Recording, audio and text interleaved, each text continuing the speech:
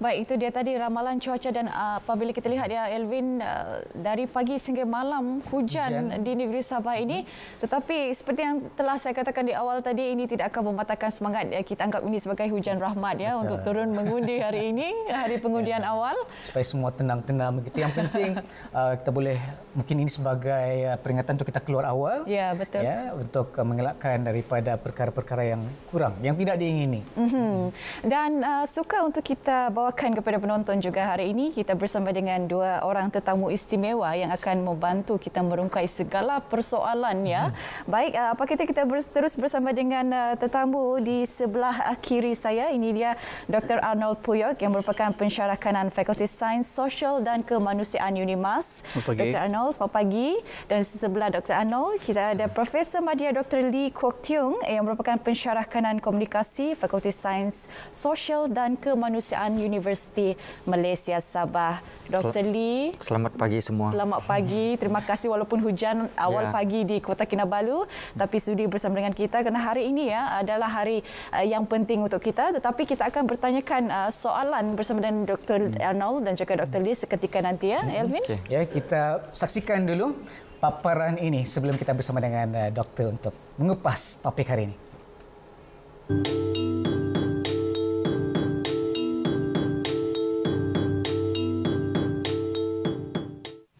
Kancah politik negara mencatat satu lagi sejarah apabila pilihan raya umum Dewan Undangan Negeri Sabah PRU DUN Sabah ke-16 bakal berlangsung pada 26 September ini. Pada 12 September lalu, Suruhanjaya Pilihan Raya SPR telah menerima sejumlah 447 kertas pencalonan bagi bertanding merebut 73 kerusi Dewan Undangan Negeri. Terdahulu sepanjang tempoh penamaan calon, hanya terdapat satu kertas penamaan yang ditolak atas sebab calon tidak layak bertanding kerana telah diisytihar muflis. Daripada 447 calon, 404 calon adalah lelaki, manakala 43 lagi calon wanita. Calon termuda pada PRU DUN Sabah kali ini berusia 22 tahun yang bertanding di tanding. Manakala calon paling berusia adalah berumur 75 tahun bertanding di DUN Bugaya. Bagi jumlah calon yang bertanding pula, seramai 73 mewakili Parti Cinta Sabah PCS, diikuti Parti Warisan Sabah Warisan 53, Parti Pertubuhan Kebangsaan Sabah Bersatu USNO 47, Parti Liberal Demokratik LDP 46, Barisan Nasional BN 41, Perikatan Nasional PN 29, Parti Gagasan Rakyat Sabah Gagasan 28, Parti Perpaduan Rakyat Sabah PPRS 23 dan Parti Bersatu Sabah PBS 22. Selain itu, Pertubuhan Kinabalu Progresif Bersatu APKO seramai 12 calon, PKR 7, Parti Harapan Rakyat Sabah Harapan Rakyat 5, Parti Kerjasama Anak Negeri 2 dan masing-masing satu calon bagi Parti Amanah Negara Amanah, Parti Kebangsaan Sabah PKS serta Pertubuhan Perpaduan Rakyat Kebangsaan Sabah Pertubuhan. Pada PRU DUN Sabah kali ini turut menyaksikan seramai 56 calon bebas turut disahkan bertanding. PRU DUN Sabah turut mencipta keunikan dan kemeriahan tersendiri apabila menyaksikan pertandingan 11 penjuru di DUN Bengkoka dan DUN Inanam memperlihatkan pertandingan 10 penjuru. Tiada pertandingan 1 lawan 1, malah sebanyak 26 DUN akan menyaksikan pertandingan 6 penjuru, 15 DUN 5 penjuru dan 13 DUN 7 penjuru. Selain itu 6 DUN 8 penjuru, 5 DUN 4 penjuru dan 3 DUN 3 penjuru. Kolek sudah di air, dayung sudah di tangan. Kini hanya menunggu masa untuk berdayung. Pengundi Sabah perlu bijak memilih. Satu undi sangat bererti, satu undi sungguh bernilai. Anda sebagai penentu.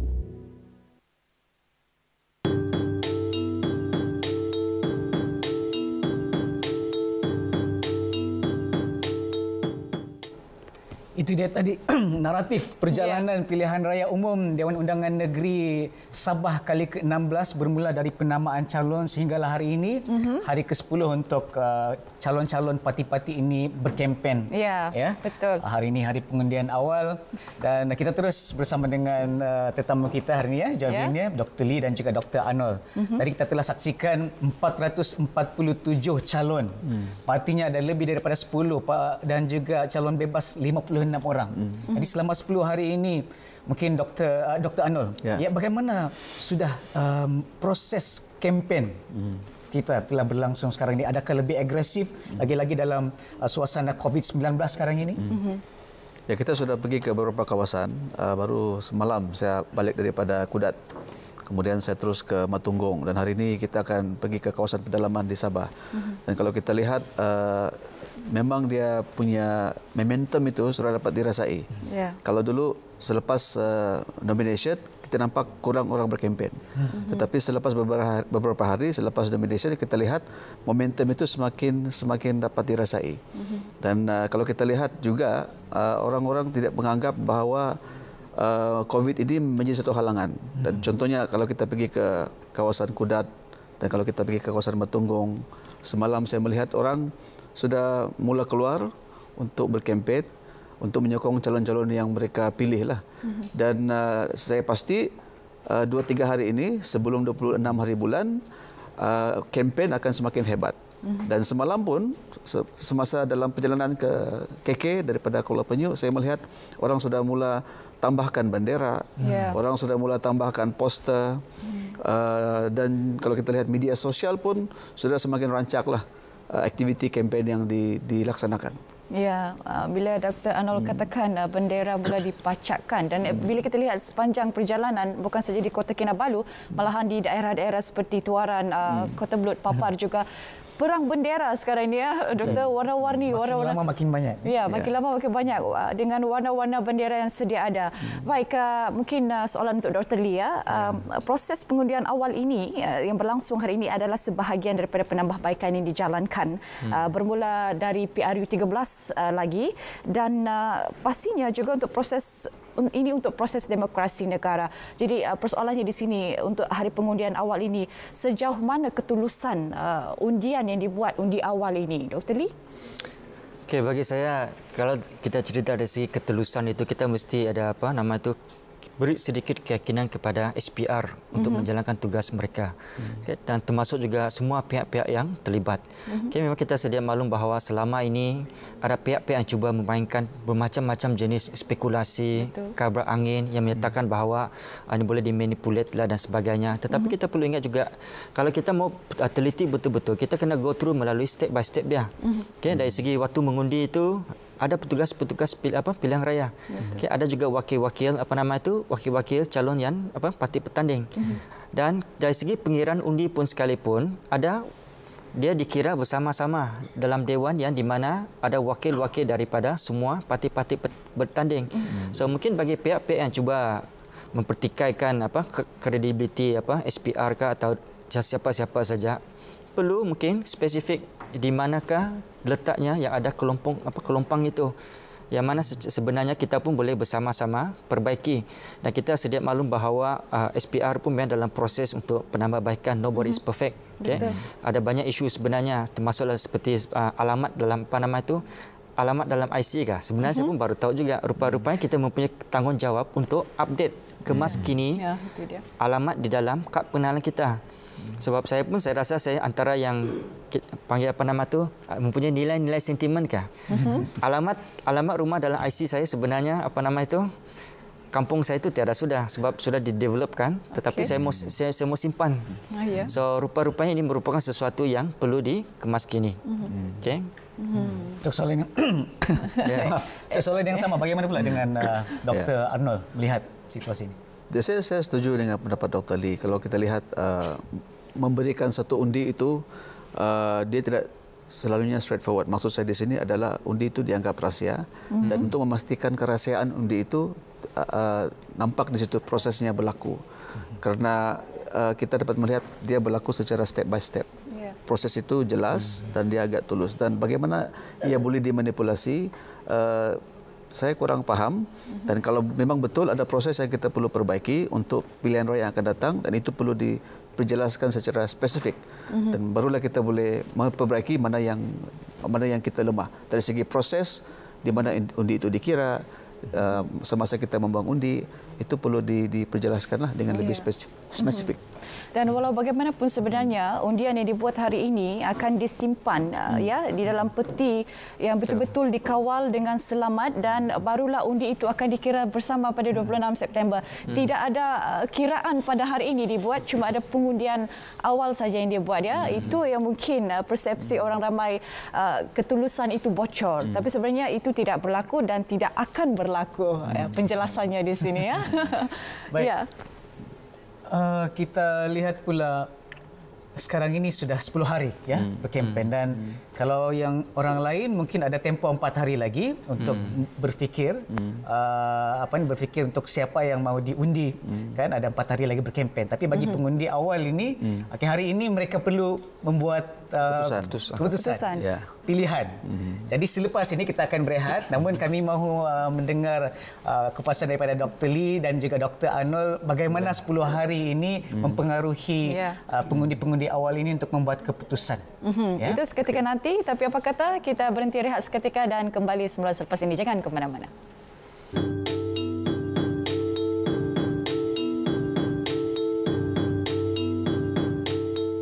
Sabah akan menghadapi pilihan raya umum tidak lama lagi. Kamu tahu Bila? Tahu. 26 hari bulan September. 26 bulan ini kayak itu. Kalau tidak silap. 26 September? Tidak tahu. Ada 13 dun baru kawasan di Sabah. Mesti ada perubahan tempat mengundi. Sudahkah anda bersemakkan tempat mengundi anda? Belum lagi. Ada sudah tersemak? Belum.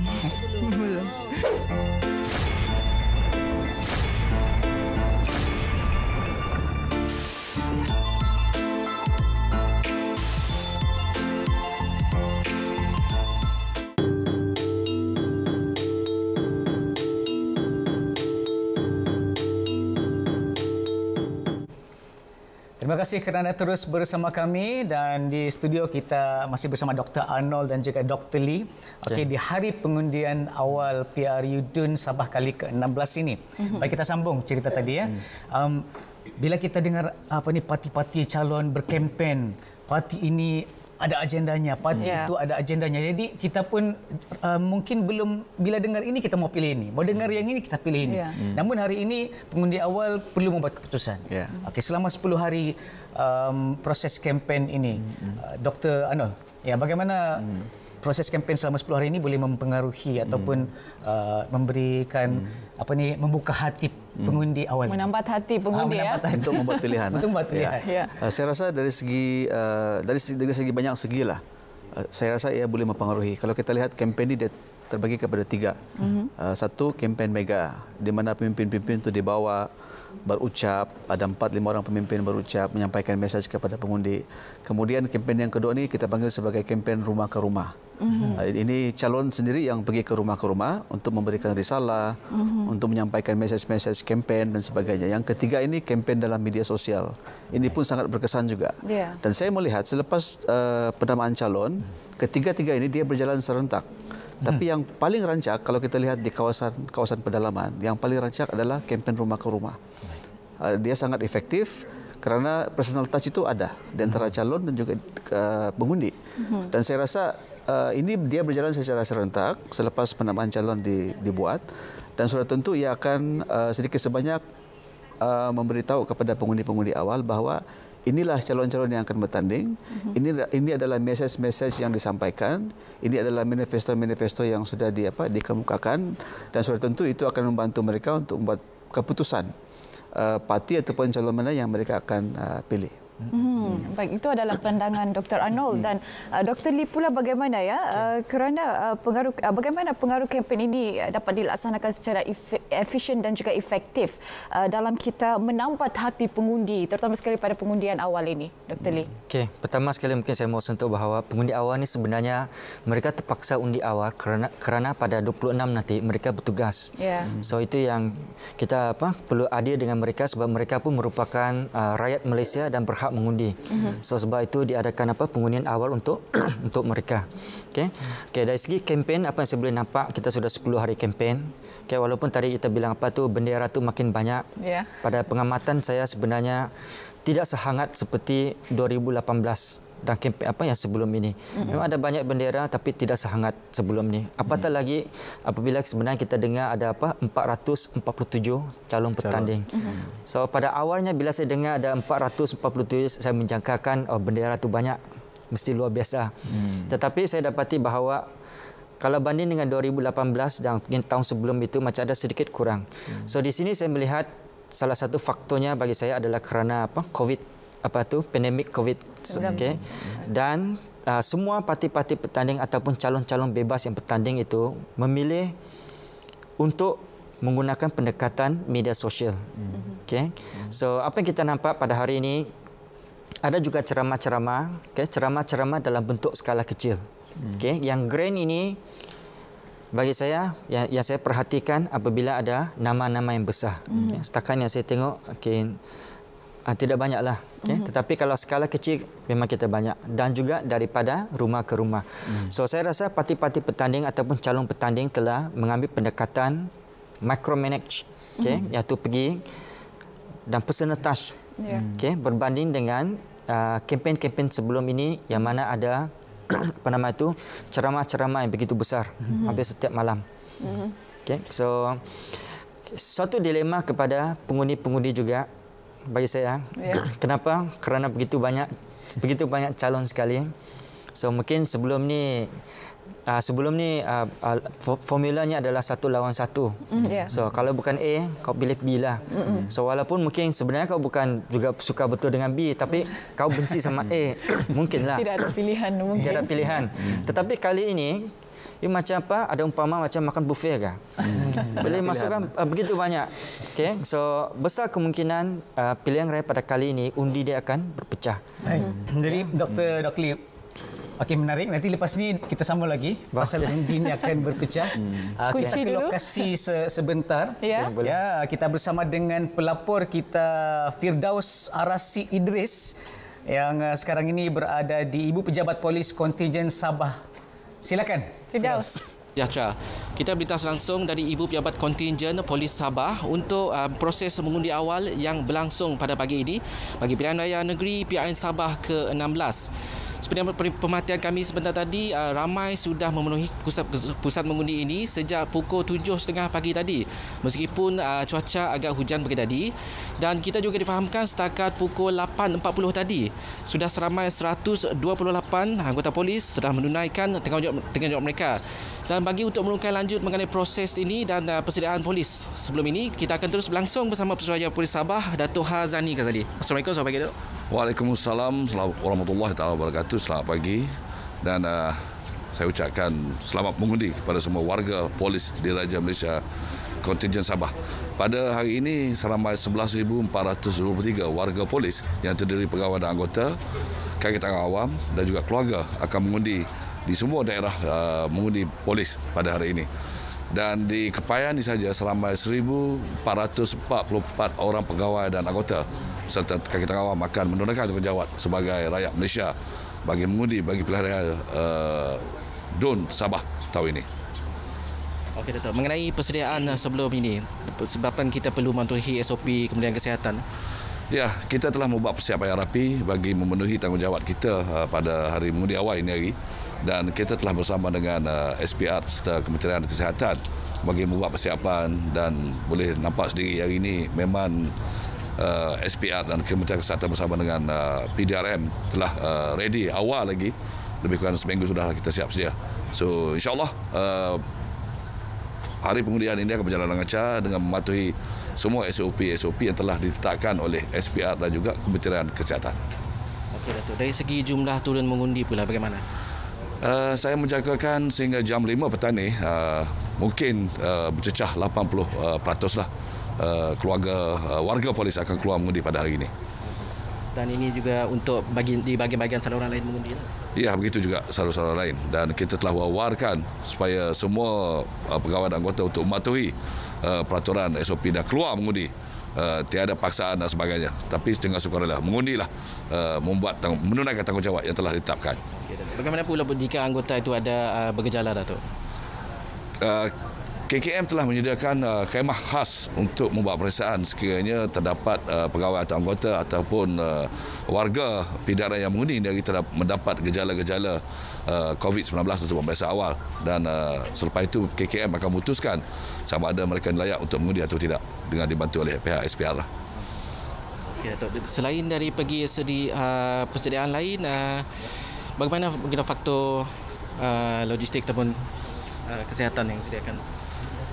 Setakat ini alhamdulillah kita bekerjasama rapat dengan KKM dan juga SPR bagi memastikan semua SOP dipatuhi, dan kita telah menasihat warga PDRM yang keluar ni supaya patuhi SOP dan menilai sendiri kesihatan untuk datang mengundi dan buat pemeriksaan sekiranya terdapat gejala dan sebagainya.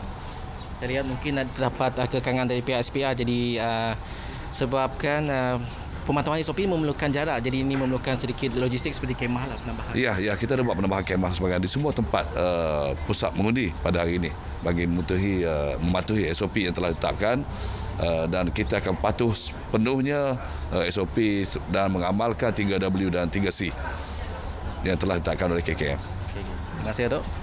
Baik, itu saja yang boleh saya kongsikan dari IPK Sabah ini. Untuk itu kita kembali bersama rakan penyampai #Undibah 2020.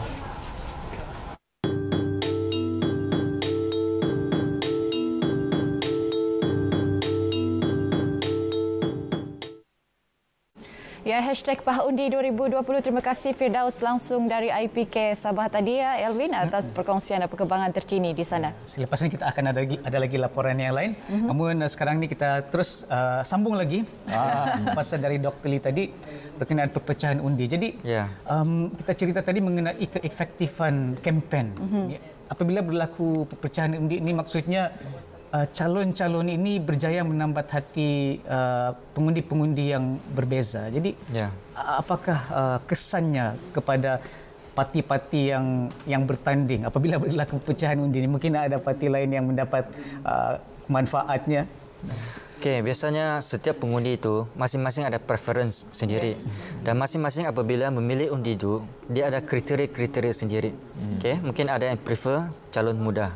Mungkin ada yang prefer calon wanita. Mungkin ada yang prefer ini dia mestilah kita panggil dalam politik warlord dalam politik dalam bidang politik. Sebab bukan semua, tidak semestinya kriteria untuk jadi seorang pemimpin itu dia mesti ada, orang bilang macam mana, tidak semestinya orang itu berjaya dalam bidang ini, dia akan berjaya dalam bidang politik ni. Nah, politik ni haruslah dianggap sesuatu yang serius, bukannya second career. Sudah pencen itu memilih career ni. Okay? So macam mana bilang? saya minta maaf, saya lupa soalan. Ya, jadi maksudnya bila sebenarnya intro terlalu panjang. Bila calon-calon atau parti ini yang calon jadi pemimpin berkempen. Okey, sebab kita ni actually kita mempraktiskan simple majority. Sebenarnya itu jawapan saya mau bagi. Okey, simple majority. Okey, maksudnya actually mana-mana calon mungkin dah 5 calon, 6 calon. Siapa-siapa saja asalkan dia ada simple majority, maksudnya lebih satu. So walaupun dia punya undi itu sebenarnya kalau lawan dia 4 itu jumlah undi jauh lagi banyak daripada undi dia, tetapi kalau undi dia lebih satu daripada undi-undi lain, maksudnya dia menang. Sebab itulah sistem yang kita guna pakai. Begitu juga dengan jumlah kerusi. Siapa yang bentuk kerajaan, asalkan dia punya lebih satu kerusi, itu yang dinamakan sebagai simple majority, majority mudah. So dia adalah bentuk kerajaan, dia yang akan bentuk kerajaan. So tidak perlu kita petikaikan lepas ni dia ada satu kerusi lebih sajalah, 2 kerusi lebih saja. Ini sebenarnya semua actually adalah bagi saya interpretasi daripada berbagai pihak yang berbeza-beza untuk cuba dengan agenda-agenda yang tersendiri. Okay. Bottom line, simple majority, asalkan kalau dari segi pengundi, calon bertanding, lebih satu undi, dia menang. Regardless, tidak kira lah jumlah yang lawan dia itu 4 orang tu jauh lagi banyak daripada dia. Ataupun untuk membentuk kerajaan, simple majority lebih satu kerusi. Okay. Dia adalah dari segi perlembagaan, dialah yang akan membentuk kerajaan. Okay. Kita tidak perlu petikaikan satu sajalah, dua sajalah. Kalau saya boleh tambah sedikit apa yang Dr. Lee kata. Kalau kita lihat secara positif, banyak calon, banyak parti yang bertanding. Kalau kita melihat dalam konteks representatif demokrasi yang kita amalkan di Malaysia ini, itu memberikan peluang kepada pengundi untuk memilih. Macam contohnya saya, dulu mungkin 2-3 calon saja yang saya akan pilih. Ini sahaja. Tapi sekarang ada 5 ataupun 6 calon yang bertanding. Bagi saya itu merupakan sesuatu yang positif dalam konteks demokrasi. Kita dapat memilih calon yang punya idea baru, yang mempunyai manifesto baru dan sebagainya. Cuma cabaran bagi calon-calon yang baru ini ataupun parti-parti yang baru ini adalah dari segi masa. Kerana tidak ada masa untuk menyampaikan mereka punya visi, idea kepada para pengundi. Jadi mungkin para pengundi tidak tahu siapa yang bertanding ini ataupun apa manifesto yang akan dikemukakan. Ini adalah cabaran kepada mereka yang baru bertanding lah, ataupun parti-parti yang ingin memerintah ataupun ingin mengambil alih tampuk pemerintahan daripada kerajaan lepas. Dan ini sesuatu yang menarik juga, Elvin, kerana pada PRU Dun Sabah kali ini yang ke-16 ini kita melihat 11 penjuru akan dibengkokkan bertanding nanti. Ini sesuatu fenomena yang menarik seperti kata Dr. Anwar tadi. Mungkin kalau 2-3 tu dia ada pilihan yang mungkin komen doktor sendiri bagaimana 11 penjuru ini, adakah sesuatu yang praktikal kepada pengundi? Bagi saya ini bukan sesuatu yang baru. Kalau kita lihat di negara-negara lain pun jumlah calon pun ramai juga. Macam contohnya di Afrika, di negara-negara di Skandinavia, di Europe dan sebagainya. Cuma mungkin dalam konteks kita di sini, kita calon-calon yang baru ini ataupun parti-parti yang baru ini, mereka kesuntukan masa untuk menyampaikan idea, visi kepada pengundi. Kerana mereka timbul, parti-parti baru ini timbul apabila kita nak buat pilihan raya.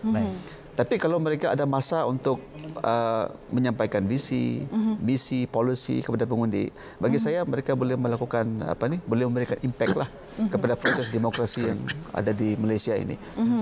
Dan selepas ini kita akan tanya Dr. Arnold dan juga Dr. Lee juga berkenaan dengan kepentingan undi. Tapi sebelum itu ya Doktor, kita ingin bersama dengan rakan pelapor kita seterusnya, Andy Reza Rohadian yang kini telah pun bersedia di Sekolah Kebangsaan Pangkalan TLDM Kota Kinabalu. Andy, teruskan. Pemilih berdaftar bagi PRU Dun Sabah ke-16 akan mengundi awal hari ini. 7,487 daripadanya terdiri daripada pegawai dan anggota tentera serta pasangan mereka. Manakala baki 9,390 lagi melibatkan pegawai dan anggota polis Diraja Malaysia PDRM. 55 pusat pengundian awal dibuka. Salah satunya adalah di Sekolah Kebangsaan Pangkalan Tentera Laut Diraja Malaysia TLDM Kota Kinabalu. Ia terletak di kawasan Dewan Undangan Negeri Dun N16 Karambunai. Seramai 2,131 pegawai dan anggota tentera akan mengundi awal di sini sejak pukul 8 pagi tadi. 4 saluran pengundian dibuka. Proses pengundian tidak berlangsung di dalam kelas seperti pilihan raya sebelum ini. Sebaliknya diadakan di dalam 4 kemah khas yang terletak di perkarangan sekolah. Pengundi bergejala yang juga yang memiliki suhu badan melebihi 37.5 darjah Celsius masih dibenarkan mengundi di dalam kemah khas yang dikendalikan oleh Kementerian Kesihatan Malaysia KKM. Garis panduan pencegahan COVID-19 melatari penjalanan PRU Dun Sabah ke-16 sejak hari penamaan calon yang lalu. Ia termasuk amalan penjarakan fizikal, pemakaian pelitup separuh muka, penggunaan cecair pembasmi kuman dan juga saringan suhu badan. Saudara, untuk makluman anda, Suruhanjaya PR juga telah mengeluarkan jadual waktu keluar mengundi seperti yang tertera dalam kad pengundi. Ia bagi mengelak pengundi berkumpul dalam jumlah yang ramai di pusat-pusat pengundian. Untuk makluman anda juga, meskipun waktu pengundian awal bermula serentak pukul 8 pagi di semua lokasi pengundian awal, namun ia akan tamat pada waktu yang berbeza bergantung kepada jumlah pemilih berdaftar di pusat-pusat pengundian tersebut. Setelah selesai, kesemua peti undi awal akan disimpan di dalam lokap-lokap balai polis. Kertas-kertas undi awal hanya akan dikira pada 26 September ini, Sabtu, iaitu hari pengundian awal bagi PRU DUN Sabah ke-16 bermula pukul 4 petang di semua lokasi penjumlahan rasmi undi bagi PRU DUN Sabah ke-16 yang telah pun ditetapkan Suruhanjaya Pilihan Raya SPR. Baik, sekian dahulu perkembangan terkini dari Sekolah Kebangsaan Pangkalan TLDM Kota Kinabalu, lokasi pengundian awal bagi kawasan DUN N16 Karambunai. Teruskan bersama kami di Berita RTM untuk mendapatkan perkembangan sehari semasa PRU DUN Sabah ke-16. Bah Undi 2020. Saya Indi Reza Rodian melaporkan. Bah Undi 2020, itu dia suasana di sana.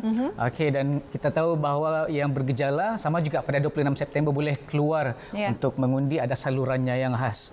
Jadi kita sambung cerita tadi tentang Jovinia kata undi, satu undi itu amat berharga. Pastinya selepas ini lebih ramai lagi yang akan keluar mengundi pada 26 September. Ya. Namun sekarang COVID-19 kembali menyerang atau menular di Sabah ini, dan mungkin ada juga golongan yang pasrah, tidak kisah siapa yang menang ataupun tidak tahu siapa untuk diundi. Namun kita tahu bahawa satu undi itu sangat berharga. Dr. Anwar, boleh terangkan kepada penonton kita yang akan mengundi ini, kenapa sebenarnya satu undi itu berharga memainkan peranan di dalam pilihan raya kita ini? Ya, Elvin, saya ada terima satu poster, e-poster dalam WhatsApp saya, yang dibuat oleh student saya, tapi saya tidak ingat siapa nama dia. Dan dalam poster itu, sebab dia mau menggalakkan orang-orang muda untuk mengundi. Sebab kalau kita lihat sekarang ini ramai calon muda yang mengundi, bukan hanya yang bertanding, bukan hanya muda tapi barulah, tidak pernah bertanding dahulu. Dan kalau kita lihat mesej dia kata jangan kita biarkan COVID-19 ini menghalang daripada kita untuk menunaikan kita punya hak demokrasi untuk memilih kerajaan. Jadi bagi saya itu merupakan satu kenyataan yang sangat powerful, sangat kuat, ada mesej di situ. Dan berbalik kepada apa yang Dr. Lee kata tadi, dan berbalik kepada prinsip representatif demokrasi yang kita amalkan di Malaysia, walaupun satu undi itu boleh menentukan kerajaan yang akan memerintah. Dan walaupun satu undi itu boleh menentukan calon yang akan menjadi wakil kepada kita. Sebab kita mengamalkan sistem representatif demokrasi, first past the post system. Jadi satu pun undi majoriti berbanding dengan parti-parti yang lain boleh membawa kita ke parlimen, ke sidang parlimen. Dan satu kelebihan undi pun di parlimen ataupun di DUN boleh menentukan siapa yang akan berkuasa nanti. Dan bagi saya undi itu sangat penting dan kita perlu menggunakannya dengan sebaik-baiknya, bukan hanya untuk menentukan kerajaan yang baru ataupun calon yang baru, tapi untuk menentukan masa depan negeri Sabah dan negara Malaysia. Satu undi itu sebenarnya penentu atau menentukan masa depan. Kalau Dr. Lee pula, saya rasa Dr. Lee pun ada juga. Mesti ada. Pasannya. Actually, apa yang Dr. Anwar cakap ni macam hampir semua sudah apa yang saya cakap. Okay. Kau suruh saya cakap tadi kan?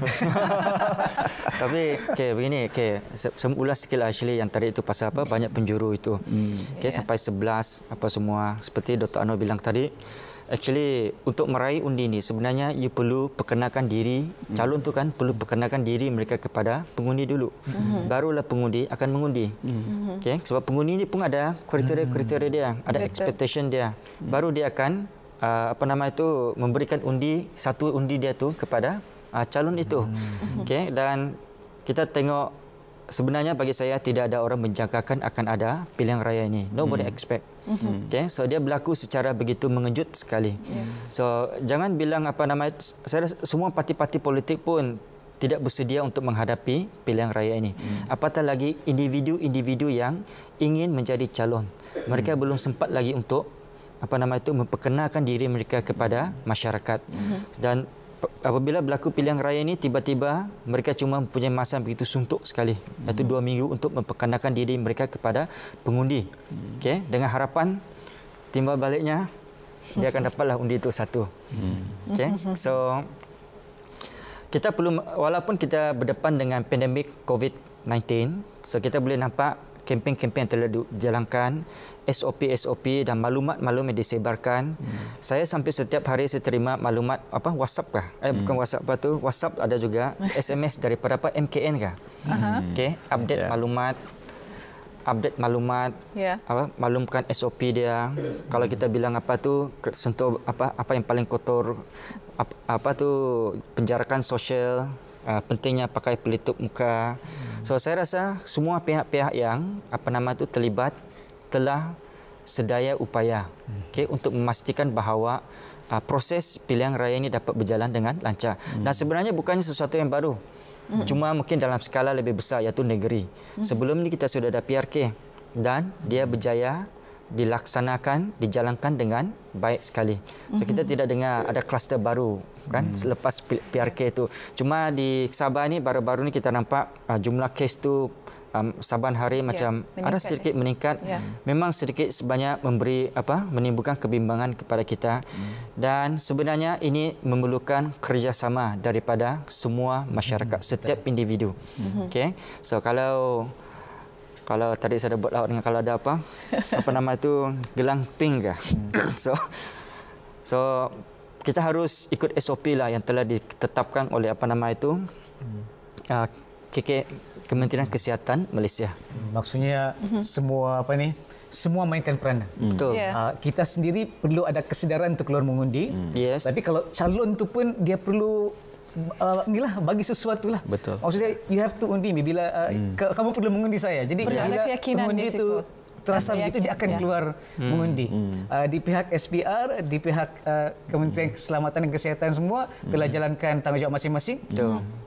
Sekarang calon pun main peranan. Saya berharap tidak ada pihak yang cuba manipulate ni dengan menimbulkan spekulasi-spekulasi yang bagi bertujuan untuk menakut-nakutkan masyarakat. Jangan. Ya, jadi itu dia penjelasannya ya.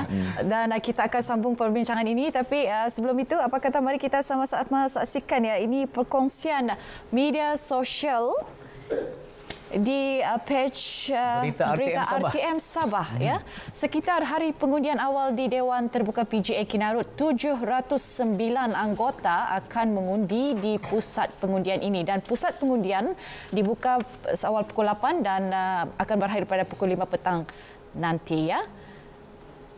Baik, dan seterusnya dari stesen TV RTM Sabah sekitar pengundian awal di IPD Kinabatangan ini adalah gambarannya. Siap dengan pelitup semua yang bertugas ya Elvin dengan faktor-faktor keselamatan.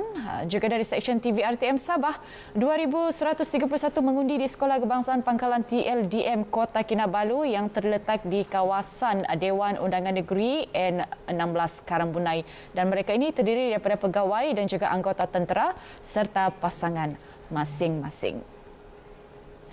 Dan satu lagi perkongsian di sini juga dari stesen TV RTM Sabah. Ini adalah suasana sekitar pengundian awal di Sekolah Agama Lokawi Kota Kinabalu. Seramai 2,852 pemilih berdaftar ya.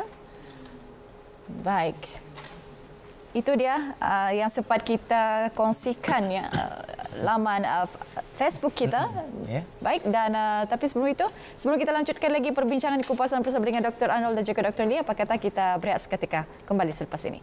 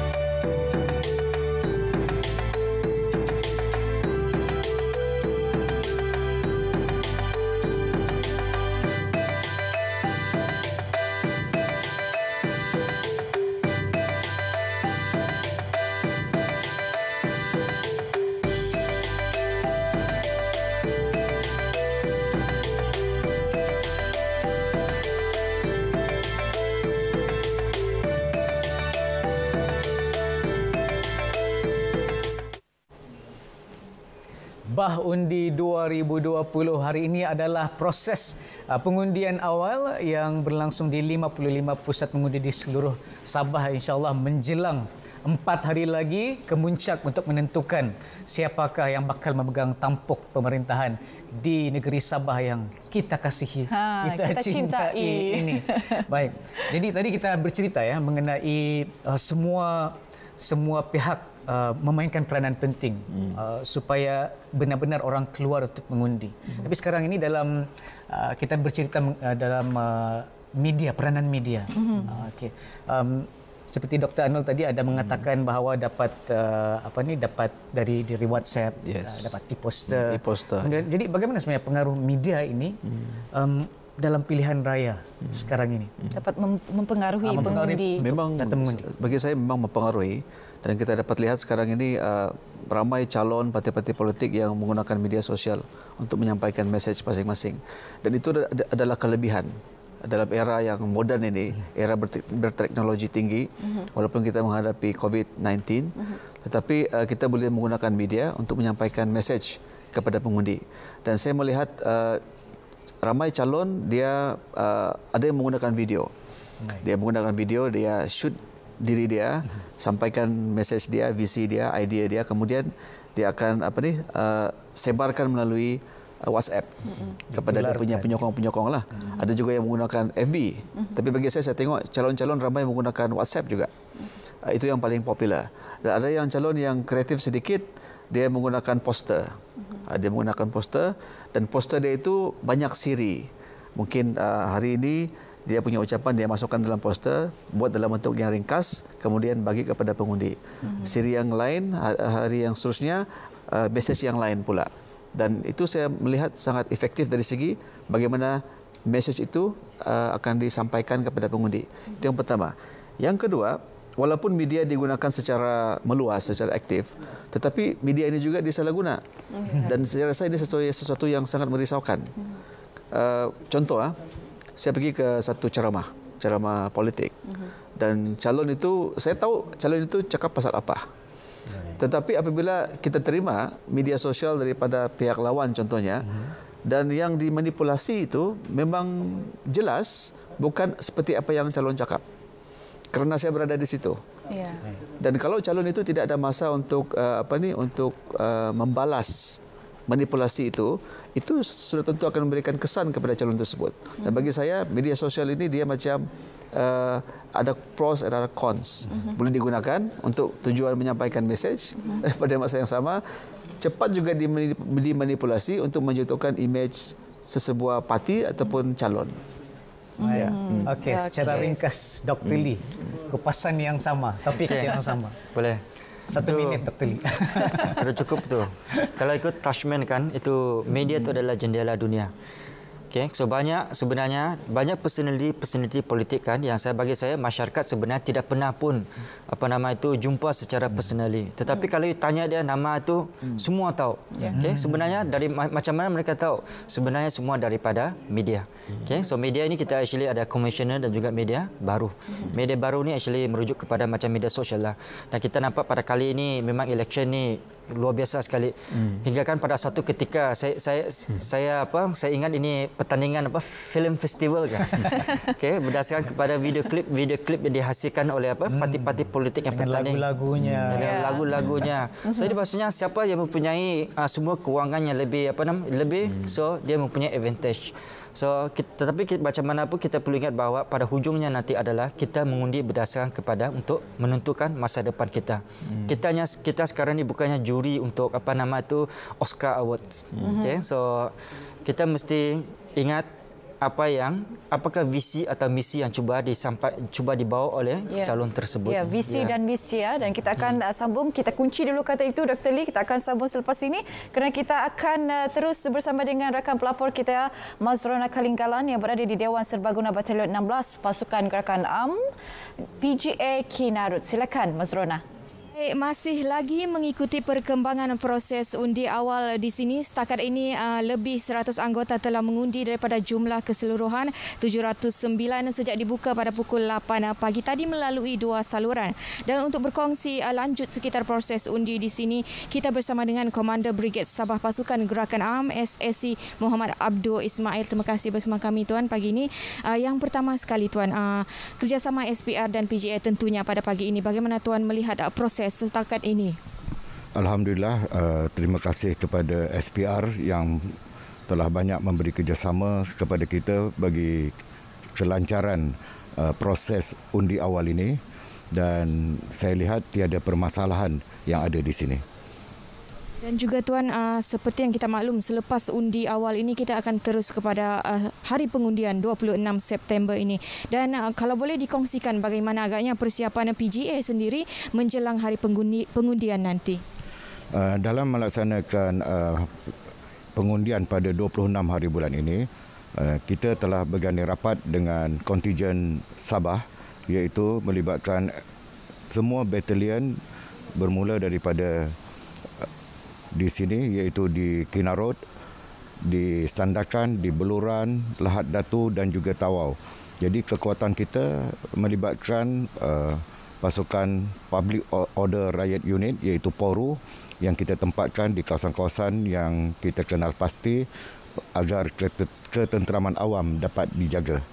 Begitu juga dengan lain-lain penugasan seperti penjagaan saluran dan sebagainya. Baik Tuan, terima kasih. Itu dia sedikit perkongsian yang dapat kami kongsikan daripada PGA Sabah ini. Dan proses undian ini masih lagi berjalan dan akan disaksikan oleh ejen calon serta pemerhati pilihan raya yang dilantik SPR. Semua peti undi pula akan disimpan di lokap Balai Polis dan hanya akan dikira pada 26 September bermula pukul 4 petang. Apapun kami akan terus bawakan perkembangannya. Setakat itu saja laporan dari saya, Mazrona Kalinggalan. Jangan lupa #Bahundi 2020. Mazrona, terima kasih.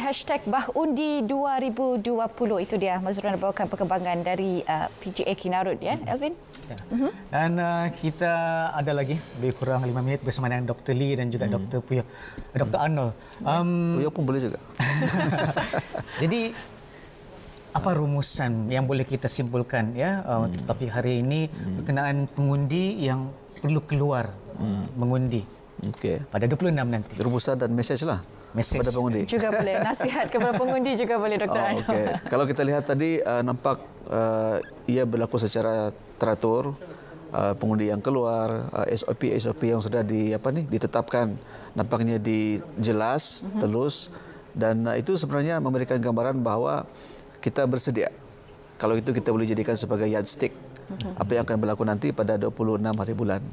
Itu jelas. Dan kemudian yang kedua, biasanya pengundian awal ini dia dijadikan sebagai satu indication bagaimana pengundi-pengundi yang lain ini nanti akan keluar mengundi beramai-ramai untuk menunaikan hak demokrasi mereka lah. Dan kalau kita lihat pada hari ini, tadi kita lihat kita punya pemimpin tentera, polis mengatakan bahawa peratus keluar mengundi itu akan meningkat kepada 80%. Dan daripada survei yang kita buat pun, apabila kita tanya pengundi, mereka kata rumusan yang kita boleh buat daripada survei pertama yang kita buat adalah 75% akan keluar mengundi. Dan 75% itu satu angka yang agak tinggi. Kalau tadi pemimpin tentera kata 80%, itu agak tinggi. Nanti sebelum jam 5 ditutup lah. Dan secara keseluruhannya apa yang kita dapat lihat, kalau itu menggambarkan pengundian yang akan berlaku pada 26 hari bulan nanti, bagi saya itu merupakan satu petanda yang baiklah mengenai proses pilihan raya yang akan berlaku secara teratur dengan mengikut SOP yang ditetapkan. Ya, itu dia dari Dr. Arnold. Bagaimana Dr. Lee? Secara ringkasnya rumusan Dr. Lee. Di mana Dr. Arnold bilang kita boleh berdasarkan kepada pilihan raya awal mengundi awal yang kita boleh dapat pagi ini semuanya berjalan dengan lancar, dan begitu juga dengan maklumat yang telah disampaikan kepada pengundi-pengundi selama ini.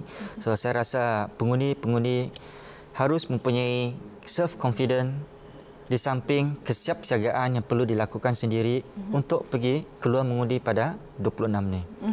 Itu saja bagi saya. Ya, sangat ringkas ya rumusan daripada Dr. Lee. Itu dia kesiapsiagaan dan juga keyakinan perlu ada pada diri setiap pengundi yang akan keluar mengundi pada 26 September ini. Tapi itu juga yang ada dalam diri setiap pengundi untuk pengundian awal hari ini juga ya Dr. Arnold dan juga Dr. Lee.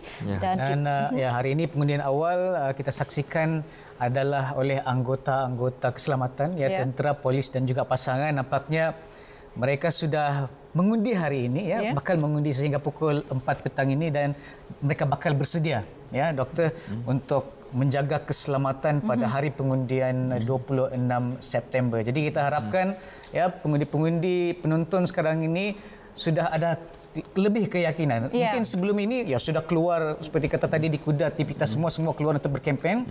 Tapi sekarang ini lebih ramai lagi yang lain akan keluar mengundi untuk menentukan siapakah yang bakal mentadbir ataupun memerintah Sabah ini untuk penggal yang seterusnya. Baik, itu ada perkongsian yang sangat berguna untuk kita semua sebagai rakyat Sabah yang telah pun berdaftar sebagai pengundi, dan untuk itu kita ingin ucapkan ribuan terima kasih kepada Dr. Arnold Puyok yang merupakan pensyarah kanan Fakulti Sains, Sosial dan Kemanusiaan UNIMAS.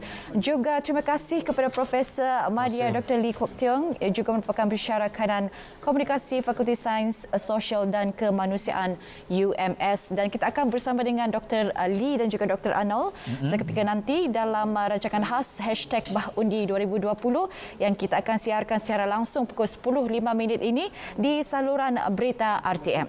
Baik. Dan suka kita ingatkan sekali lagi sentiasa patuhi SOP. Tidak kira semasa berkempen, semasa mengundi ataupun ke mana-mana jua, dan kita harapkan COVID-19 ini akan berkurang, akan lenyap. Akan lenyap, lesap lesap dari bumi Sabah dan juga dunia ini sebenarnya. Betul. Baik, ini adalah perkongsian yang dapat kami bawakan. Tapi jangan lupa pukul 10.05 kita akan bersiaran langsung sekali lagi Elvin melalui rancangan khas #BahUndi 2020, dan untuk itu kita kembali semula bersama dengan rakan setugas di Angkasa Puri, Syafiqah dan juga Terence dalam Selamat Pagi Malaysia.